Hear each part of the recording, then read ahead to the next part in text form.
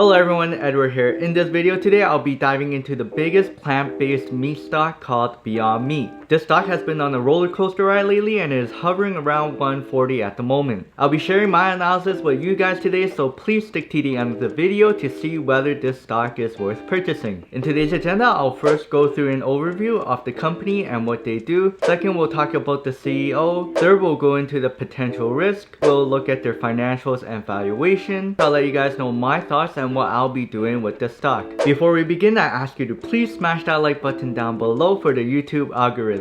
Thank you. So we'll get into the first part of the video, which is an overview of Beyond Meat and what they do. This company was founded all the way back in 2009 by Ethan Brown. Their mission of the company is to shift our meat consumption to plant-based meat so that we can have a positive impact on human health, animal welfare, climate change, and constraints on resources. Anyone can find their products at any local grocery stores, and they offer products like plant-based meatballs, plant-based sausages, plant-based beef, plant-based ground beef, some more sausages, and last but not least, their famous Beyond Burger patties. They have many other partnerships with other fast food chains such as McDonald's PLT and KFC's Beyond Fried Chicken. The trend to eating plant-based meat has been growing every year, and some say that it will massively grow within the next 5 years. Furthermore, Beyond Meat's products are actually a lot more efficient to create than an average meat. It takes about 99% less water to produce, it uses 93% less land, it produces 90% less in greenhouse emissions, and uses 46% less energy. That is pure efficiency. Taste-wise, they're supposed to taste like any average meat, and the same thing with the texture. I tried this many times myself, and I think the taste is alright, but the texture is on point. So now I'll get into how Beyond Meat actually makes their products. So first, they actually get the composition from any other ordinary meat, and then replicate it using plants to build the texture, color, taste, and aroma. They have scientists that do the testing and experiments for them, and if we dive into the microscope, this image shows just how close the resemblance is between the Beyond Meat sausage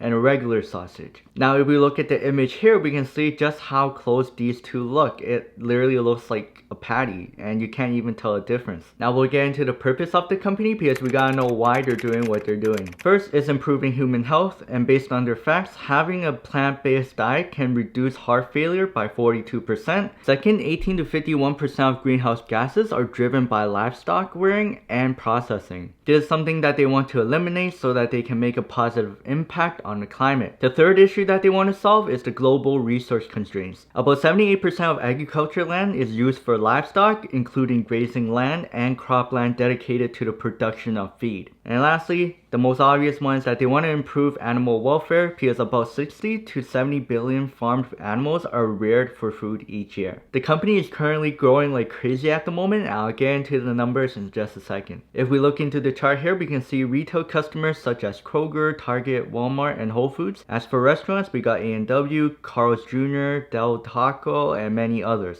As for their national customers, we can see Metro, Sobeys, Loblaws, and my favorite, Tim Hortons.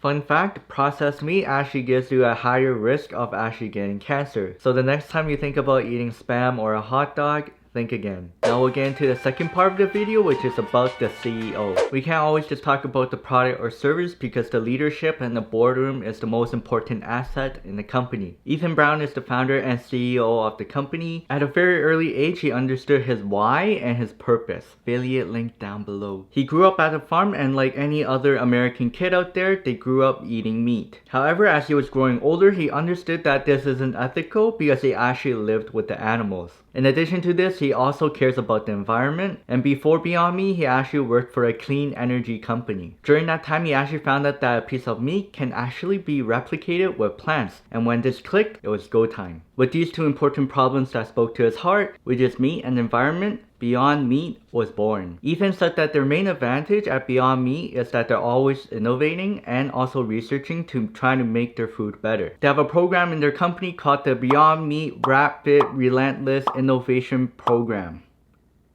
And we have a program here called the Beyond Meat Rapid and Relentless Innovation Program. Oh, I said that right. And this is going to be used to disrupt their own product. The purpose behind this is to actually make their current products obsolete from the shelf. So all in all, this is a CEO that I'm willing to bet on. Now we're going to crash the party with the risk. First is the moat, because we're seeing a lot of competition coming into the space, especially with Impossible Burger, Tattoo Chef, and a very good food company. Ethan Brown did acknowledge that there will be competition, but he said it will be healthy for the industry, which I do agree, and I think that they are first place at the moment, but if they don't cut that price down, then I think they'll lose that spot. Which transitions perfectly to my second point, which is the price. Being healthy ain't cheap, because the price of their products are almost double than an average meat product. Of course, with time and innovative breakthroughs, then they can bring down that cost. As for now, I do consider this as a risk, because mass adoption and linear growth only happens if it is cheaper and better than what's out there right now. Lastly, I want to say that Beyond Meat products aren't actually as healthy as everyone thinks it is. A nutritionist actually said that plant-based meat isn't that healthy because they're high in sodium, which isn't suitable for those that have really high blood pressure. A Harvard Health blog also said that the meat is highly processed and high in saturated fats. They said it could be good for the planet, but not for our health. Now we'll get into the fourth part of the video, which is the financials and valuation. If we look at their growth rate, it is phenomenal. From 2017 to 2018, they had 176% year-over-year growth, and from 2018 to 2019, they had a whopping 256% growth year-over-year. If we look at the top line numbers in their income statement, we can surely see that they are backing up these claims, that they're growing massively at the moment. However, if we look into their profits, they have a net loss of $12 million. But since they are in their growth phase, this is pretty much expected. Companies gotta spend money to make money. At the moment, they're currently trying to expand as much as they can and constantly trying to improve their products, which is probably why they're not profitable at the moment. If we head into their balance sheet, they have an amazing cash position of $215 million and a long-term debt of about $61 million. They have enough cash to pay off their debt. They have a huge current ratio of 8.56, so they won't be going bankrupt anytime soon in the near future. Lastly, if we head into their cash flow, they have a negative cash flow, but this isn't a deal breaker since the company is currently in their growth stage. In terms of their valuation, I would really take this part with a grain of salt because they are in that massive growth phase. A lot of future potential growth have already priced into the stock, so just be aware of this. They don't have a PE ratio because they're not profitable at the moment, so we'll use the price to sales ratio. At the moment, they have a price to sales ratio of about 21, which is decent for a high growth company. I wouldn't really look too much into this. I would just mainly try to focus on their execution, balance sheet, and their income statement. Disclaimer, I'm not a financial advisor. Remember to always do your research and due diligence before buying a stock. This video is for educational purposes only. Everything I say in this video is my opinion and I could be wrong. Now we'll get into the last part of the video, which is my thoughts and what I'll be doing with this opportunity. I love what this company is trying to do because they're trying to actually make our meat consumption more ethical. Not just that, but this is also really great for the environment because it will take less resources to actually make their products. One thing that I look for in a company is what type of issue or problem are they trying to solve.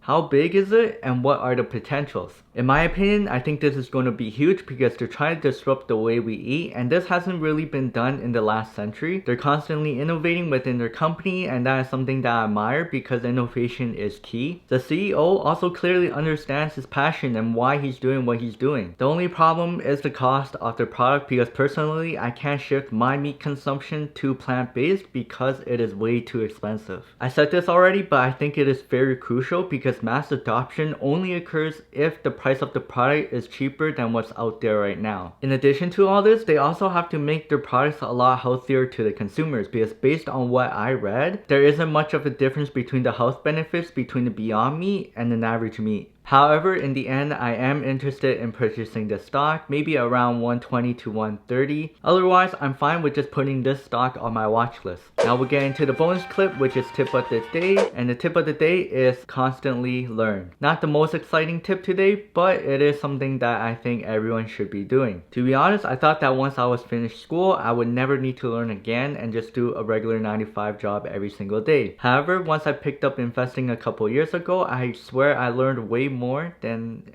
anything that I learned in school. I truly enjoy it and I was able to teach myself this very valuable skill. Till this day, I am still learning and growing as an investor. I try to learn something new every single day. I am definitely not perfect when it comes to investing. I'm currently still trying to master fundamental valuation techniques. In addition to all this, I am looking at other people's investing philosophies and trying to polish my own. In the end, I really suggest people to maybe just pick up a book, try to watch a video online, or even read several articles a day, because knowledge is power. That wraps up for this video. I hope you guys learned something new today. Remember to please like, comment, and subscribe, and hit that bell notification. If I said something wrong in this video, please let me know in the comment section down below. I'm definitely not a perfect human being. Just remember to be nice about it. Thank you for watching. I'll see you guys next time.